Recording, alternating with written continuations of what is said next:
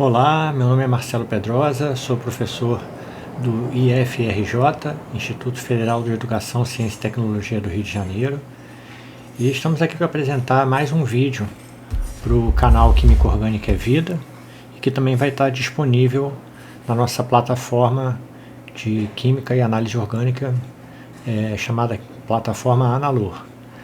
O vídeo que vamos apresentar hoje vai ser sobre ensaios funcionais para aminoácidos, mais especificamente para alfa-aminoácidos. É um ensaio muito conhecido que pode ser utilizado tanto de forma qualitativa quanto de forma quantitativa e também pode ser utilizado para caracterizar a presença de proteínas. Inclusive, uma aplicação prática para isso tem sido utilizada na química forense, na identificação de impressões digitais.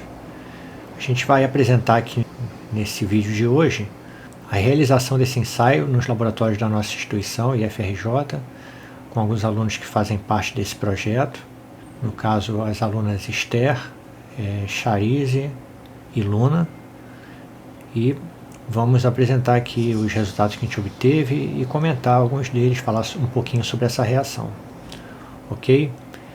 Bom, antes disso, nós vamos para a nossa plataforma Analor para mostrar como que a gente pode localizar também esse ensaio por lá, se vocês quiserem mais tarde também consultar todas as informações contidas lá, ok?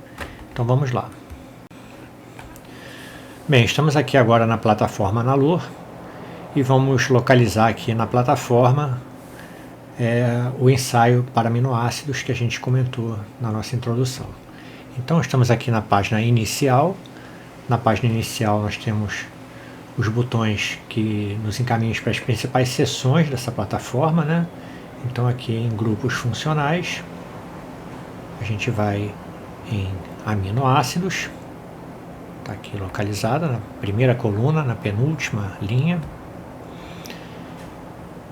E aqui os aminoácidos nós temos já disponíveis como conteúdo dessa seção.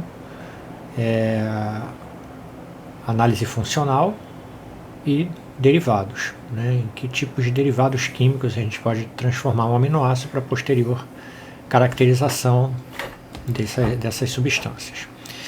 Então, vamos aqui no nosso assunto de hoje, né? Análise funcional, métodos químicos de análise, como já foi comentado em outros vídeos, né? Métodos físicos vai tratar da espectroscopia no infravermelho de aminoácidos, então métodos químicos de análise, e nós temos aqui por enquanto apenas o ensaio da ninhidrina, que é o principal ensaio de caracterização de aminoácidos, como já foi dito, né? É um ensaio que pode ser utilizado tanto de forma qualitativa quanto quantitativa para alfa e beta aminoácidos. Então aqui nós temos as características gerais do ensaio, que de forma geral são capazes de reagir com a ninhidrina para produzir o índigo, coloração anil, e temos duas exceções aos principais aminoácidos, essenciais e não essenciais. A gente está falando aí dos alfa-aminoácidos, né? Que é a prolina e a hidroxiprolina. A gente vai ver depois por que elas são uma exceção, e essas dão uma coloração amarela. Aminoácidos do tipo aminobenzoicos, né, orto, met e para, também dão coloração amarela, e outras aminas podem fornecer colorações que vão do amarelo ao vermelho, de acordo com a estrutura da cadeia carbônica desses aminoácidos, né, se é alifático, se é aromático. Bom, vamos aqui ao procedimento. Os dois procedimentos que vamos apresentar aqui estão descritos no livro do Costa Neto, está lá na seção de referências do site, né, e também do Schreiner, também contido lá nas referências deste site, um livro clássico também de análise orgânica. Basicamente é a mesma reação que vai ocorrer, né? Uma diferença apenas de alguns detalhes no procedimento. A gente vai realizar esse ensaio conforme está descrito, né? Dissolvendo a substância em etanol, como está descrito no procedimento 1, e pode também dissolver em água, como está descrito no procedimento 2. O aparecimento de uma cor azul-violeta, anil, ele pode ir do azul, inclusive até o anil, a cor anil, é indicativa da presença de alfa ou beta aminoácidos. Essa reação pode ser igualmente feita em papel de filtro. E nesse procedimento 2 do Schreiner, o analito é adicionado a 1 ml do reagente nidrina, que vai estar descrito na seção aí de receituário desse site, né? Dando essas mesmas cores descritas, que vai do azul ao violeta. Então, bom, essa reação ela ocorre conforme está descrito aqui no esquema da reação, aqui também contido no site, né?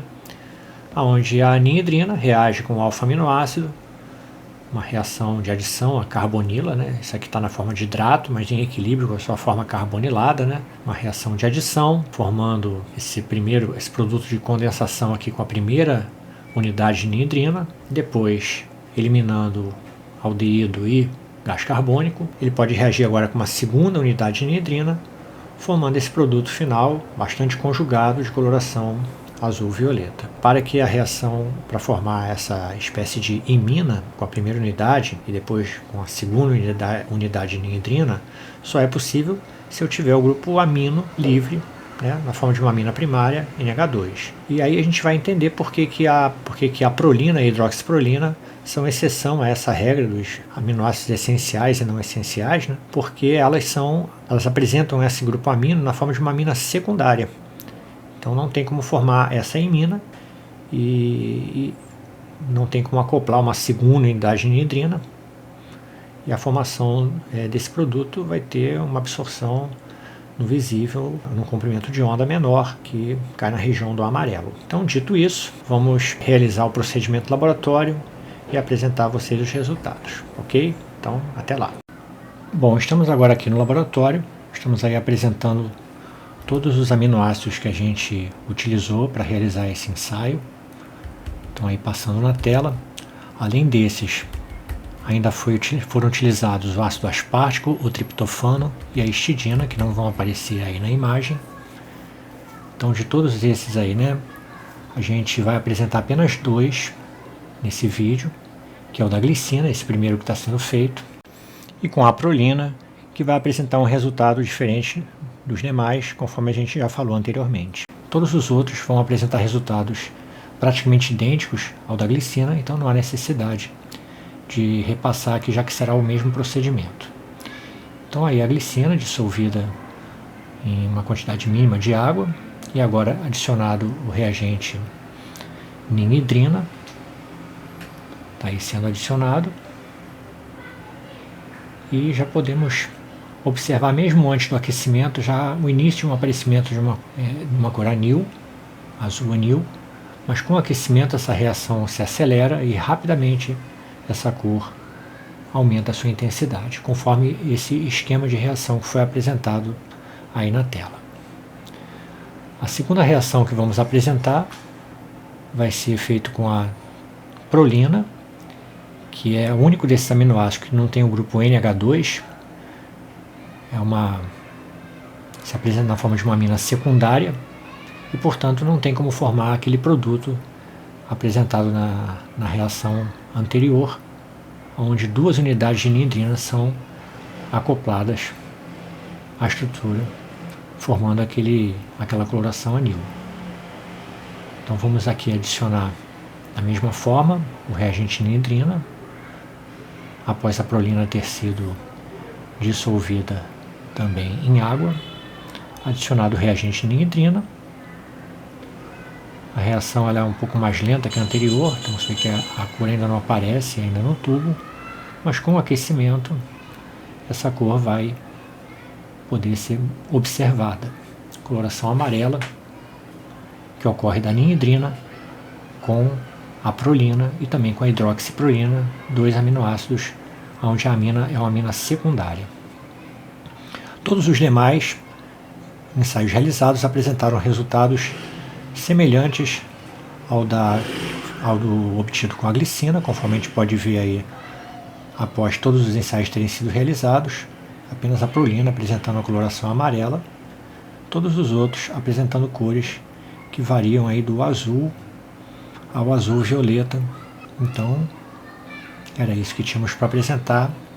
Espero que tenham gostado. Não deixem de curtir, compartilhar, comentar. Até o próximo vídeo. Valeu!